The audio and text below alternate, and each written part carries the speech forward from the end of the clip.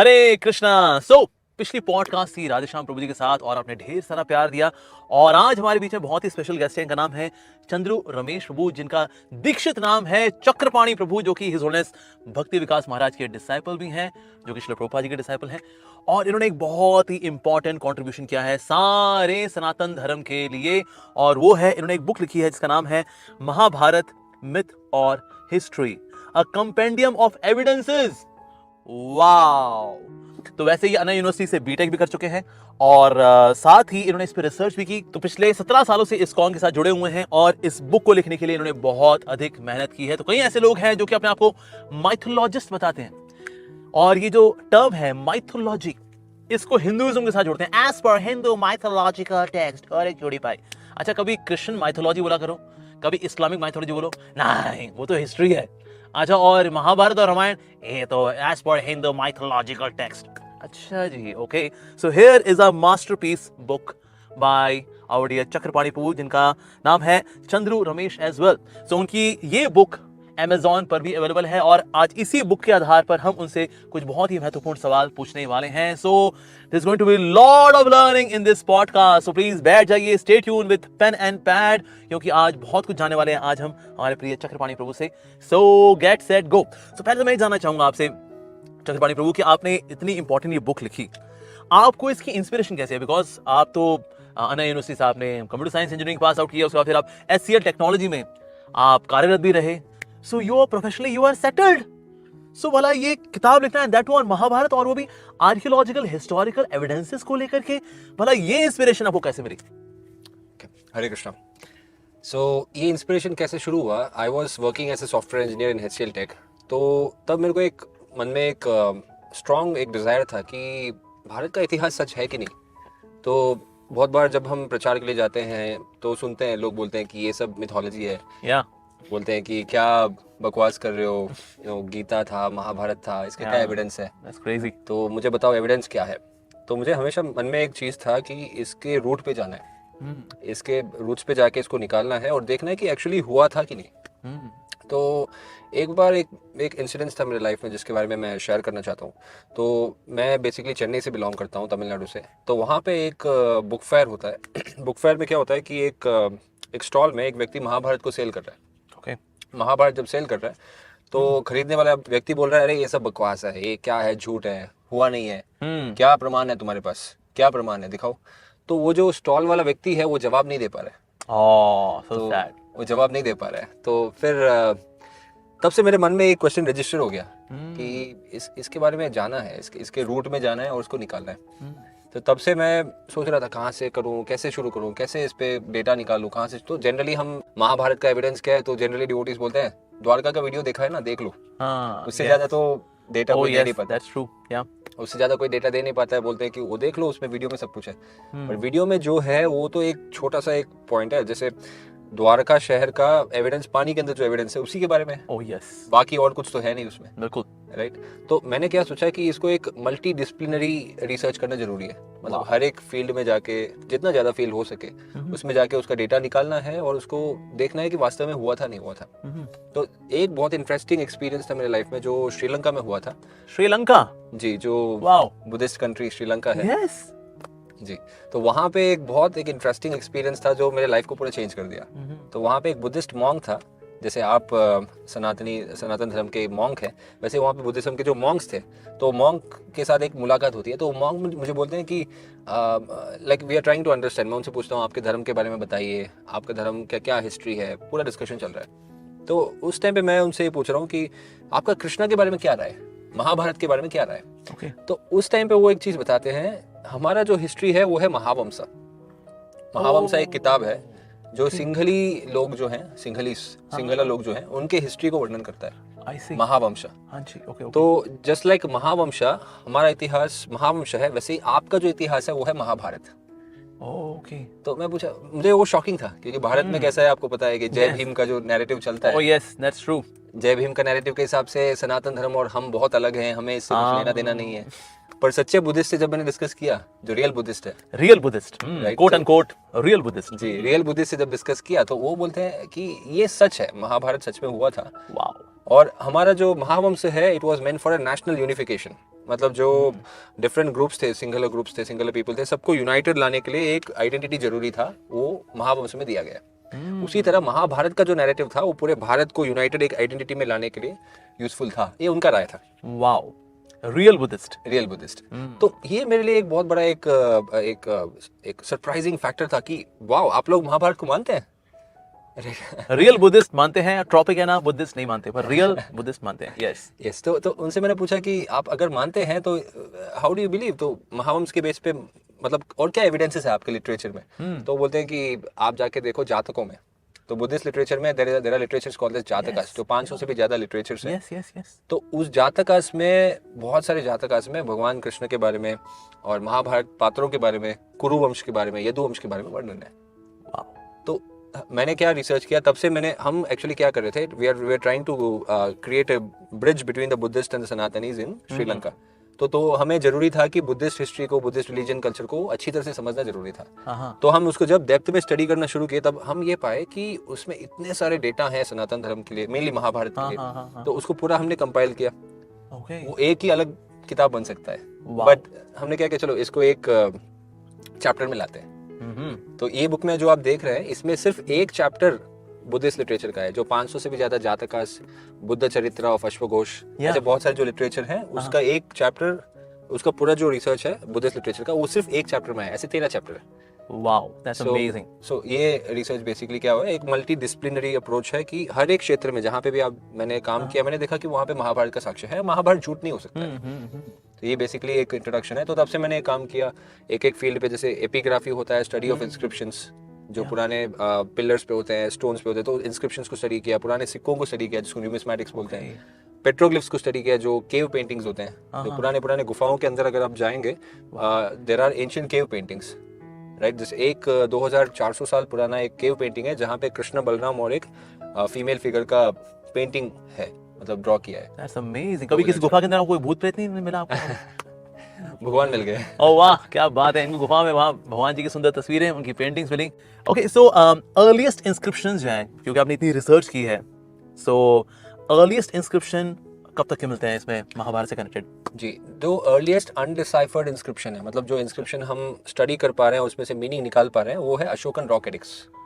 Okay, Ashokan rock edicts जो different places of India में हम देख सकते हैं, अफगानिस्तान में भी we can find Ashokan rock edicts. तो अशोकन रॉक एडिक्स ही सबसे पुराना है, 3rd-4th सेंचुरी बीसी के आसपास। ओके, मतलब क्राइस्ट के पीरियड के 300-400 साल के पहले वो सबसे अर्लीस्ट इंस्क्रिप्शन हुई है।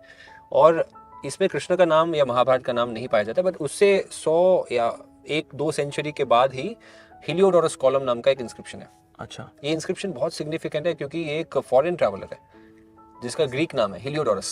ओके, तो आजकल हम बहुत फैसिनेट होते हैं कि विदेशी लोग भक्त बन रहे हैं, फॉरेनर्स भक्त बन रहे हैं, पर ये कॉन्सेप्ट बहुत पुराना है। क्योंकि 2200 साल पहले भी हिलियोडोरस नाम का एक व्यक्ति है जो भगवान का भक्त बन गया था, फॉरेन से आ रहा है, ग्रीक लैंग्वेज बात कर रहा है, he became कृष्ण भक्त। ही बिकेम कृष्ण भक्त।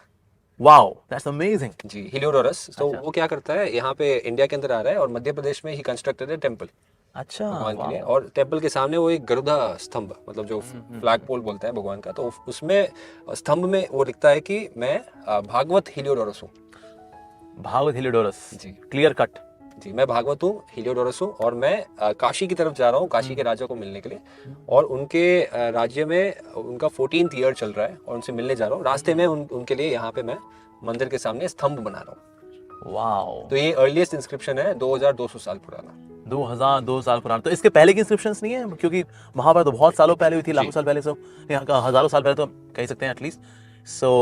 सो पुराने और इंस्क्रिप्शंस मिलने चाहिए, तो वो क्यों नहीं अवेलेबल है? देखिए, इंस्क्रिप्शंस का ऐसा नेचर है कि जो मटेरियल है वो सर्वाइव नहीं करेगा इतने टाइम के लिए, और इन्वेजन्स भी कितने सारे हुए थे, कितने सारे इन्वेजन्स हुए हैं, कितने सारे फॉरेन फोर्सेस आए थे, और जो भी मंदिर है उसको तोड़ना, लोगों को मार डालना, काट डालना, तो हार्डली हमें बचा। इवन ये जो पिलर मैं बोल रहा हूँ, हिलियोडोरस पिलर, ये भी बच गया था।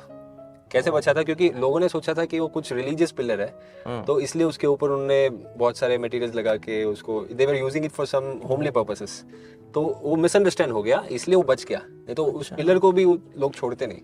तो फिर archaeological survey of India Cunningham आता है वहाँ पे, हाँ। ब्रिटिश आर्कियोलॉजिस्ट था, तो वो वहाँ पे देखता है कि यहाँ पे कुछ है, चलो उसको निकाल के देखते हैं, तो उसको इंस्क्रिप्शन मिलता है वहाँ पे। तो ये चीज़ है, भारत में बहुत सारा जो specially north India has suffered terrible invasions. God.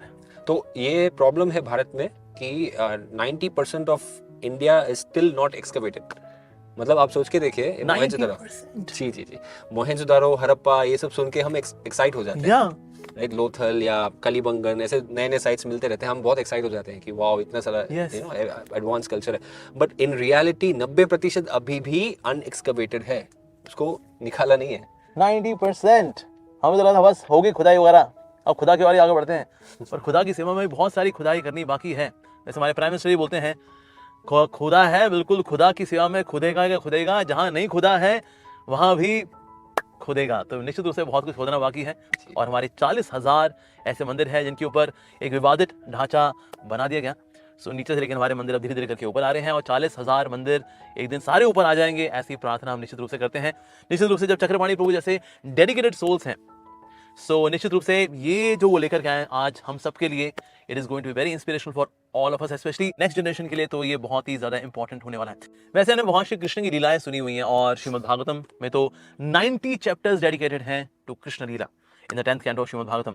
इसके अलावा बाकी पुराणों में भी भगवान श्री कृष्ण की लीलाएं मिलती हैं। महाभारत तो अपने आप में 1 लाख श्लोकों वाला महाभारत है, जिसमें भगवान श्री कृष्ण की लीलाएं बहुत ही डिटेल में दी गई हैं, सारे शास्त्रों मिला करके।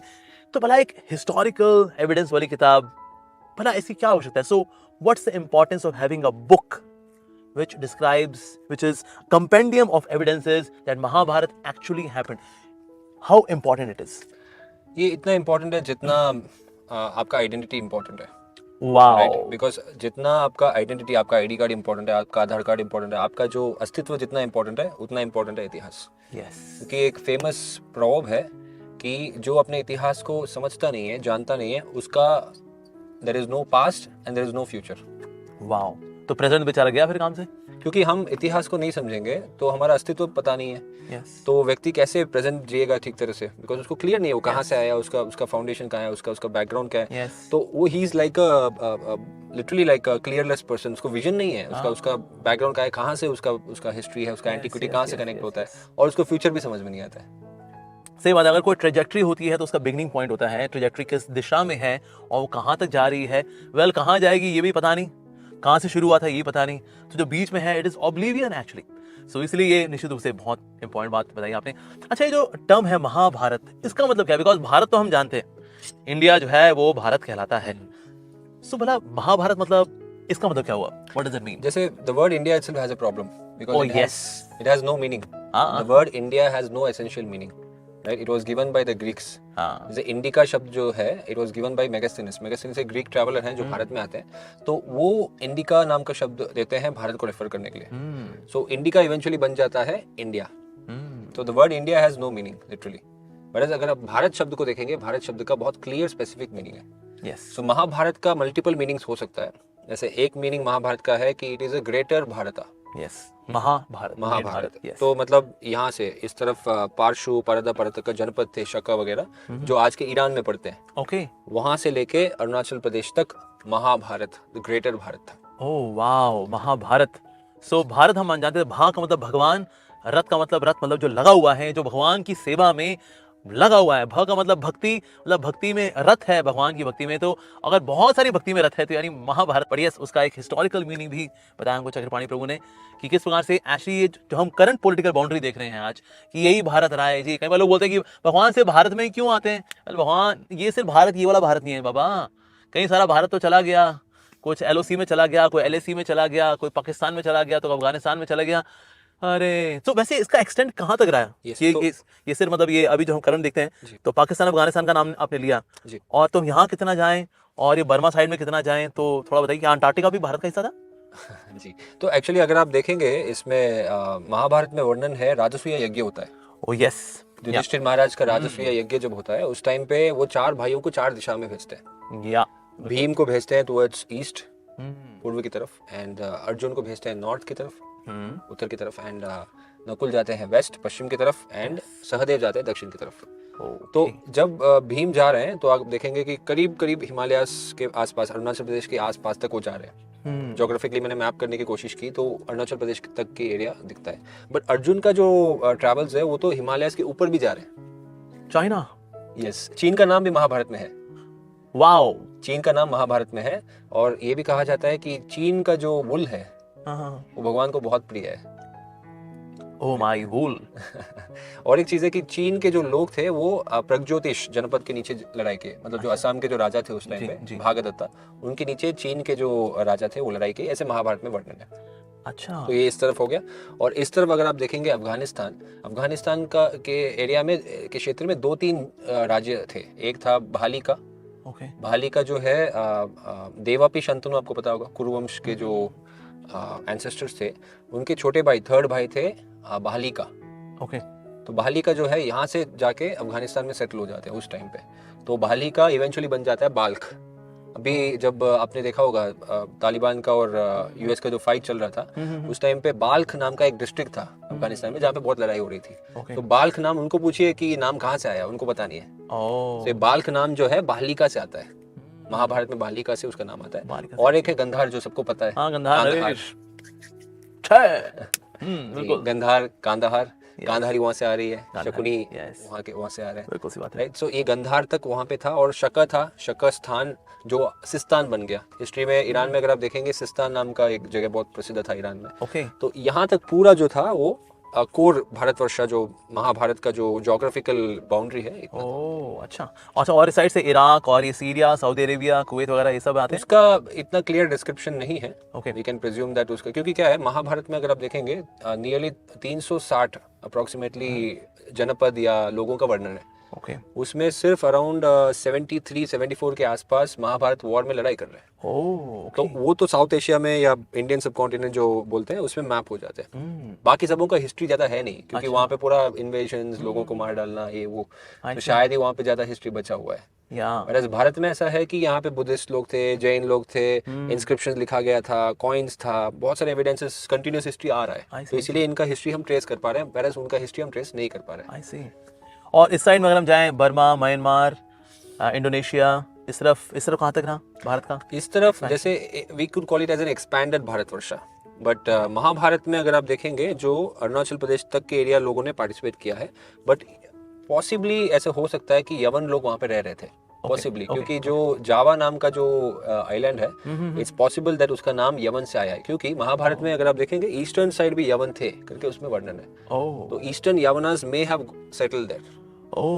मतलब ये जो अरुणाचल प्रदेश वाला एरिया है, उससे भी और आगे जाके Yavanas would have got settled in Indonesia. जहाँ ये अरुणाचल प्रदेश वही जगह है जिस जगह पर साधुओं की एंट्री बैन कर दी गई थी हमारे आदरणीय चाचा नेहरू जी ने, कि साधु लोग प्लीज आप वहां मत जाइए, यहाँ लोग ऑलरेडी महाभारत में पार्टिसिपेट कर चुके हैं, तो आप please don't go there. Thank you very much Chacha Nehru जी, आपने बहुत अच्छा कंट्रीब्यूशन दिया हमारे देश के लिए। अच्छा, तो वैसे और कौन से धर्मों में, जैसे आपने बुद्धिस्ट का नाम लिया कि आप श्रीलंका में थे और वहां पर आपको बुद्धिस्ट टेक्स्ट में पता लगा कि ओके महाभारत के बारे में महावर्णन है, तो और किन किन धर्मों में की किताबों में महाभारत के बारे में चर्चा आती है? जैसे बुद्धिस्ट लोगों तो उन्होंने वर्णन किया तो है, उसके अलावा हम देख सकते हैं कि जैन्स ने भी महाभारत को माना है। तो of course Buddhist and Jains ने अपना कंक्लूजन देने की कोशिश की, that is a different conclusion all together, but the point is कि उसको माना था। और इवन मुस्लिम राइटर्स उन्होंने भी माना है। लाइक फॉर एग्जांपल, अगर मैं आपको एक एग्जांपल दूं, अबू फाजल जो अकबर के पीरियड का राइटर है, अकबर का गुणगान करता है, उसका लाइफ हिस्ट्री लिखता है।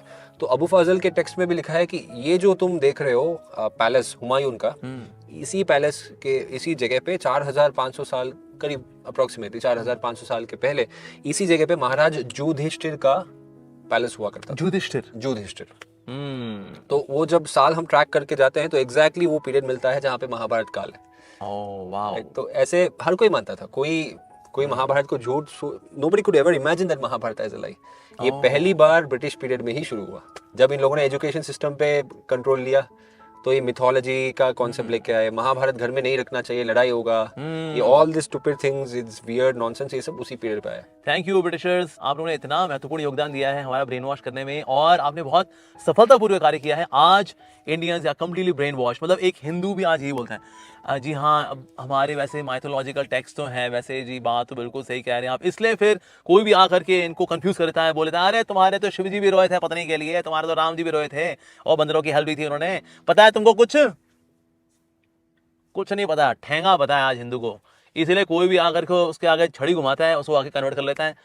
That's really crazy. लेकिन एक बहुत ही महत्वपूर्ण स्टेप लिया है यहाँ पर चक्रपाणी प्रभु ने, by writing this wonderful book Mahabharata myth और हिस्ट्री। ओके, सो वैसे कई बार मैं देखा साउथ इंडिया में लोग कन्वर्ट करते हैं, सो ये कहे कन्वर्ट करते हैं कि एक्चुअली कृष्णा नाम को कोई व्यक्ति नहीं हुआ, एक्चुअली तो जीसस क्राइस्ट हैं हु वाज अ शेफर्ड।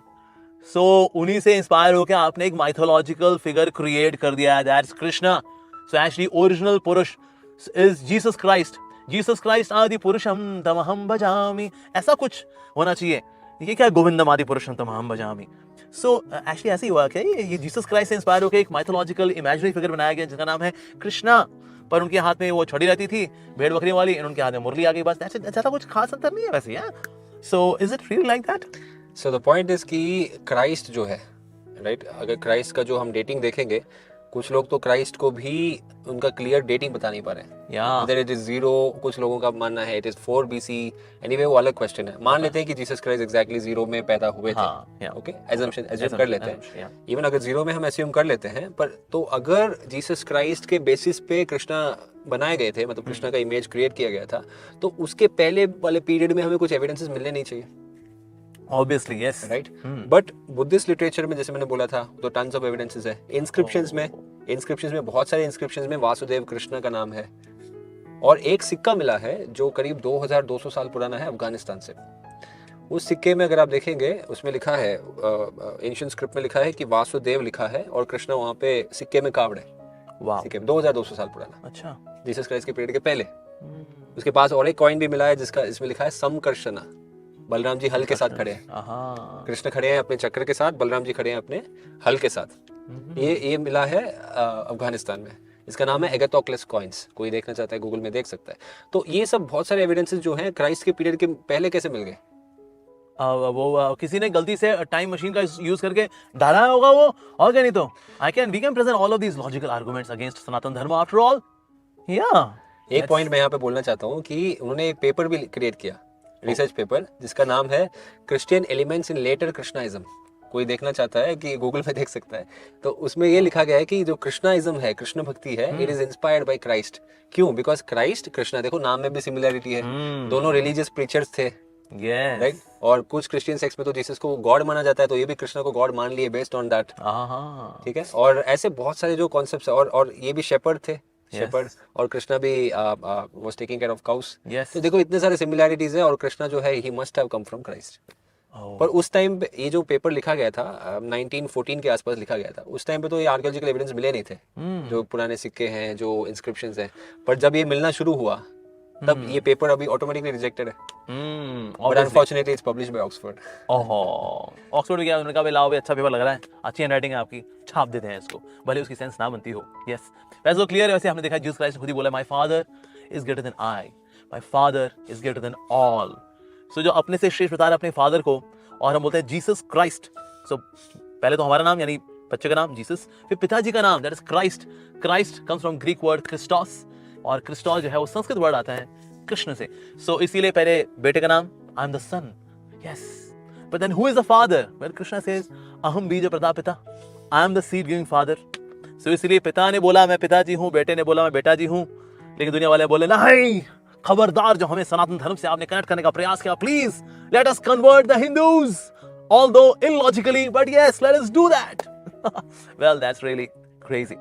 सो अच्छा, एकेडमिक डिसिप्लिन्स, इनमें भला क्या क्या सबूत मिलते हैं that yes Krishna actually was there? जैसे फॉर एग्जांपल अगर आप आर्कियोलॉजिकल एविडेंसेस देखेंगे, द्वारका में तो बहुत सारा मिला है। उसके अलावा जो इंस्क्रिप्शंस है उसमें सैकड़ों इंस्क्रिप्शंस है। उसके अलावा न्यूमिस्मेटिक्स जो मैंने बताया था, कॉइन्स मिले हैं, सिक्के। उसके अलावा जो केव पेंटिंग्स है, और उसके अलावा बहुत सारे डेटीज हैं। डीटीज जी, जो मतलब विग्रह जो 2300 साल पुराने, 2200 साल पुराने, राइट? एक जैसे ज्यादा से ज्यादा डेटीज मिले हैं ऑफ बलराम जी, बलराम जी के मथुरा मंडल में। ओके, बलराम जी का वर्शिप बहुत ज़्यादा हो रहा था उस टाइम पे, तो डेटीज भी बहुत सारे मिले हैं। एंड उसके अलावा अगर आप देखेंगे बुद्धिस्ट, जैन, ग्रीक सोर्सेस बहुत सारे ग्रीक लिटरेचर्स हैं जहाँ पे महाभारत का वर्णन है। तो कुछ लोग बताते हैं लॉजिक कि महाभारत सिर्फ 1000 साल पहले कंपोज हुआ था। एक इतना एक इलॉजिकल स्टेटमेंट है, क्योंकि 2000 साल पुराना एक ग्रीक लिटरेचर है जिसका ऑथर है डियोन। डियोन नाम का एक ऑथर है। वो बोल रहा है कि भारतीयों के पास 1 लाख श्लोकों का एक एपिक था। Oh, that's obviously Mahabharat. Yes. वो महाभारत है। उसके अलावा we find evidences in the Muslim sources, जैसे मैंने बताया, और चाइनीज ट्रैवलर्स जो हैं उन्होंने भी हिंट्स दिया है महाभारत के बारे में। उसके अलावा तमिल संगम लिटरेचर्स, ये बहुत वैल्यूएबल एविडेंस है, बिकॉज साउथ इंडिया में इसका बहुत पोटेंशियल होता है। जैसे ये माना जाता है कि Aryans are different, Dravidians are different, Aryan invasion theory के हिसाब से। तो ये द्रविडियन लोग ने महाभारत को मान कैसे लिया फिर? Oh yes. राइट। तो ये अगर आर्यंस बाहर से आए, वो तो थियरी गलत है, आर्यन इन्वेशन थियरी बोगस है। आर्यंस अगर बाहर से आए, द्रविडियंस को साउथ भेज दिया, तो उनके लिटरेचर में महाभारत का वर्णन क्यों है? तो वो ज्यादा वैल्यूएबल हो जाता है। आर्यन इन्वेशन थियरी को काउंटर करता है वैसे एक तरह से देखा जाए। Yes, absolutely. तो उसके अलावा आर्कियोलॉजिकल डेटा हम देख सकते हैं, वेदों में बहुत सारे एविडेंसेस देख सकते हैं। वेदों में महाभारत पात्रों का वर्णन है, जैसे धृतराष्ट्र का वर्णन है, अक्रूर का वर्णन है, और देवकी शंतनु का वर्णन है। राइट। तो ऐसे, और देवकी पुत्र कृष्ण का वर्णन है चांदोग्य उपनिषद में।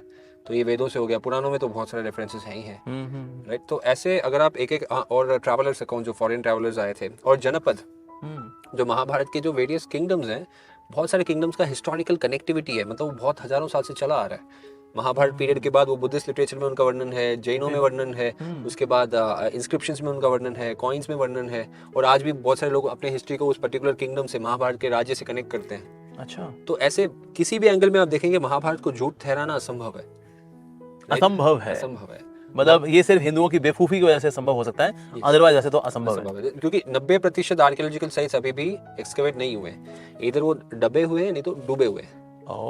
राइट। तो आप सोच के देखिए कि हम एक कंटिन्यूअस सिविलाइजेशन है, कि बहुत बार हमें पूछा जाता है कि एविडेंस दिखाओ, क्यों नहीं मिल रहा है? क्योंकि आप उसके ऊपर बैठे हो। वाह, व्हाट एन इंटेलिजेंस। कोई सोचे अगर कुर्सी पे बैठ जाओ, कहाँ है कुर्सी, कहाँ है कुर्सी, और कुर्सी मिले ना, तो सोचिए अगर आप एविडेंसेस के ऊपर ही अगर बैठे हुए हैं, अगर सोचिए अभी 10% एक्सकवेशन हुआ है तो इतने सारे सबूत आ गए हैं, अगर 90% सारा एक्सकवेशन हो गया तो इसके आप और वॉल्यूम्स में लिखेंगे ना, तो फिर इनका इनकमिंग ईयर्स। तो मेरे हिसाब से ये तो एक सैंपल वॉल्यूम है, इसमें 4-5 साल लगे, पर ये सैंपल भाई और बहनों, ये अभी एक सैंपल वॉल्यूम है, यानी अभी बहुत सारे वॉल्यूम आने वाले हैं from our dear Chandru Ramesh Prabhu, Chakrapani Prabhu, many more volumes. तो फिर हम फिर से पॉडकास्ट के लिए बुलाएंगे, उससे फिर और भी कुछ नई नई इन्फॉर्मेशन भी लेंगे। अच्छा, वैसे हम लोग दिल्ली में बैठे हुए हैं, सो दिल्ली को अक्सर लोग बोलते हैं दैट इट इज इंद्रप्रस्थ। सो यहाँ दिल्ली में है कुछ ऐसे आर्कियोलॉजिकल एविडेंसेस जो साबित करते हैं yes Krishna was there. Delhi में ऐसा है कि दिल्ली जो नाम है वही प्रॉब्लमेटिक है। द वर्ड, जैसे इंडिया का there is no essential meaning, Delhi का कोई हिस्टोरिकल एंटिक्विटी नहीं है, मतलब उसका जो प्राचीनता बहुत शेकी है और उसका रूट्स भी बहुत शेकी है। वैरास इस शहर का जो सही नाम है वो है इंद्रप्रस्थ। अभी कुछ लोगों को ये प्रॉब्लम होगा कि कैसे इस शहर को इंद्रप्रस्थ बोल रहे हो, but the point here is that उसके लिए इंस्क्रिप्शंस भी एविडेंसेस है, जो 800 या 700 साल बोल सकते हैं, 700 साल पुराना एक इंस्क्रिप्शन है जिसका नाम है नारायणा स्टोन पिलर इंस्क्रिप्शन। तो उस इंस्क्रिप्शन में ये बोला जाता है कि हरियाणा नाम का एक प्रोविंस है, मतलब एक स्टेट है उस टाइम पे भी, हरियाणा नाम का एक प्रोविंस है, उसमें नारायणा नाम का एक शहर है, मतलब एक रीजन है, उसके पास में पड़ता है इंद्रप्रस्थ। ओ, हरि आना, हरि एक दिन जरूर आना, हालांकि हम तो नालायक हैं, लेकिन हरि एक दिन आप जरूर आना, हरि आना। और वहाँ उसमें भी नारायणा नाम का, नारायणा जो अभी एक एरिया पड़ता है, नारायणा, हाँ, तो वो शहर, वो एरिया का रेफरेंस देते हुए इंद्रप्रस्थ उसके पास है। हाँ, आई थिंक हम लोग क्योंकि स्पिरिचुअली इतनी ढीली हो चुकी है हमारी दिल्ली, तो इसलिए दिल्ली का नाम पड़ गया दिल्ली। दिल्ली बोले तो बहुत ही ढीली, किसमें, स्पिरिचुअलिटी में ढीली, तो इसलिए मेरे ख्याल से उन्होंने नाम फिर दिल्ली रख दिया होगा, quite possible. But yes, Indraprastha इसका नाम है और इसका नाम इंस्क्रिप्शन से मिलता है, इंस्क्रिप्शन में मिलता है, और भी है कि बुद्धिस्ट लिटरेचर में भी पाया जाता है। अच्छा, वाह। बोला जाता है कि इंद्रप्रस्थ, इंद्रपथ सही नाम है, इंद्रपथ। और ग्रीक लिटरेचर्स में भी पाया जाता है। टॉलमी अपने लिटरेचर्स में लिखते हैं कि इसका नाम है इंदोपथ। इंद्रप्रस्थ का इंदोपथ, इंद्रप्रस्थ बन गया इंद्रपथ, इंद्रपथ बन गया इंदोपथ। ओके, तो ऐसे बहुत सारे एविडेंसेस है, टॉलमी का है, और इवन जो मैं राइटर बता रहा था, मुस्लिम राइटर अबू फाजल, उसके लिटरेचर में भी इसका वर्णन इंद्रपथ ही है। तो ये नाम बहुत हजारों साल से चला आ रहा है इंद्रप्रस्थ, ये कोई हिंदुओं ने स्ट्रैटेजी बना के क्रिएट किया ऐसा नहीं है, ये बहुत पुराना नाम है इंद्रप्रस्थ। तो ये सही नाम होगा इस शहर को नेम करना, rather than Delhi, which essentially doesn't mean anything significant. या लोग बोलते दिल्ली दिल वालों का शहर है दिल्ली, मतलब कुछ भी, मतलब जबरदस्ती। हाँ, पर किसी का इतना सुंदर नाम हो जगह का, इंद्रप्रस्थ ये नाम है, और मैं नाम रख दिया उसका दिल्ली। सोचो अगर किसी का बहुत ही सुंदर सा नाम हो, मान लो कमल नयन, हम रखें उसका नाम आज से तेरा नाम छप्पन टिकली। अरे ये तो हद है यार। तो हमने कितना अपमान किया है एक्चुअली। हमने we are calling this our Bharatvarsh as India, and we're calling our Indraprastha as Delhi. Up where it is hilly, smelly, full of smoke, full of pollution. That is Delhi. So maybe that's why इसका नाम पड़ गया Delhi. But ideally we should call it Indraprastha. लेकिन आप, no, you are a software engineer. आप SCL Technologies में आप काम करते थे, तो भला आपने ये टाइम कैसे निकाला? मतलब ये बहुत इनकंसीवेबल है, बिकॉज यूजुअली सॉफ्टवेयर इंडस्ट्री में जो लोग काम करते हैं ना, बेचारे कोडिंग और टेस्टिंग करते करते पूरे वहीं पे खप जाते हैं। पर इसके लिए तो अपने आप पूरा डेडिकेटेड फोकस टाइम चाहिए। तो ये टाइम भला आपने कैसे निकाला? जैसे मैंने क्या किया, जॉब छोड़ दिया। जॉब छोड़ के मैं फादर के साथ लग गया था। कुछ टाइम मैं रिलीजियस स्टडीज़ वगैरह उसमें लगा था। उसके बाद मैं मेरे फादर के साथ उनके बिजनेस में था, उनको हाथ बटा रहा था, और parallelly I was doing this research. Super. तो ऐसे हमने किया। बेसिकली क्या था कि जब मैंने शुरू किया, there was a lot of discouragement. लोग बोलते क्या पागलपन कर रहे हो, किताब लिख के कैसे सर्वाइव करोगे, जाके जॉब करो, बिजनेस करो, ये क्या पागलपन है, किताब लिख के टाइम वेस्ट कर रहे हो। तो मुझे पता है कि इसका जो इम्पैक्ट है बहुत बड़ा होने वाला है। यस, क्योंकि भारत जो है, भारत इंडिया जो है, उसका हिस्ट्री महाभारत से कनेक्टेड है। जब उसका इतिहास जब प्रूव हो जाता है तो हमारा जो हिस्टोरिकल नैरेटिव है क्लियर हो जाएगा।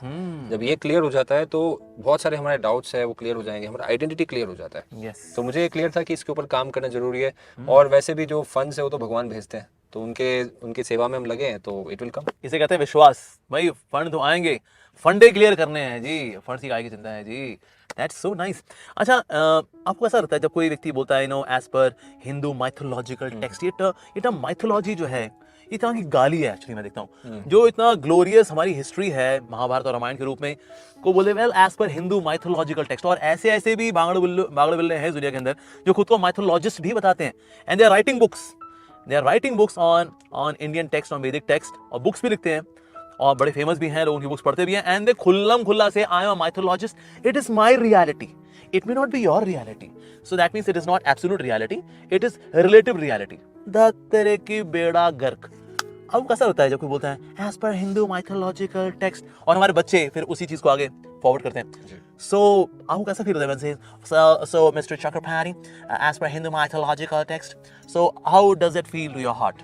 जैसे अगर मुझे मेरे पेरेंट्स को, मेरे ग्रैंड पेरेंट्स को, या मेरे फैमिली लीनिएज को कोई बोलेगा according to your family mythology, तो हमें तो बुरा लगेगा। बिल्कुल like to go and you know, yes. तो ये बात है कि अगर हमें सच्चा प्रेम है भगवान के प्रति और हमारे सच्चे इतिहास के प्रति, तो वी विल फील ऑब्जेक्टिंग, तो हम इसको अपोज करेंगे। और बहुत सारे जो लोग हैं वो काम नहीं करते हैं प्रॉपर, क्योंकि अगर आपको हिस्ट्री स्टडी करना है तो आपको डिफरेंट एकेडमिक डिसिप्लिन्स में जाके आर्कियोलॉजिकल स्टडी, इंस्क्रिप्शंस और सिक्के, लिटरेचर, फॉरेन टेक्स्ट, ये सब आपको काम करना होता है। वो काम ना किए बिना अपना पूरा जो हॉचपॉच स्टोरीज बना लेते हैं और उसके बेसिस पे अपना मार्केट चला रहे हैं। That's true. तो बहुत सारी ऐसी चीजें हैं जो कि इस बुक के अंदर हैं। आज जो हमने डिस्कशन किया, it is just of the whole thing. तो इसमें बहुत कुछ है, इसके अंदर बहुत अच्छे रेफरेंसेस भी दिए हुए हैं, bona fide authentic references, flow charts दिए गए हैं। इसके अंदर पहले क्या क्या होता था बुद्धिस्ट लिटरेचर के बारे में, कुछ nice images are there, historical images are also there. So ये अपने आप में मास्टरपीस है। कई सालों की मेहनत। कितने साल लगे आपको इस बुक को कंप्लीट करने में? 4 से 5 साल। 4-5 साल की मेहनत है इनकी, निस्वार्थ भाव से उन्होंने किया है।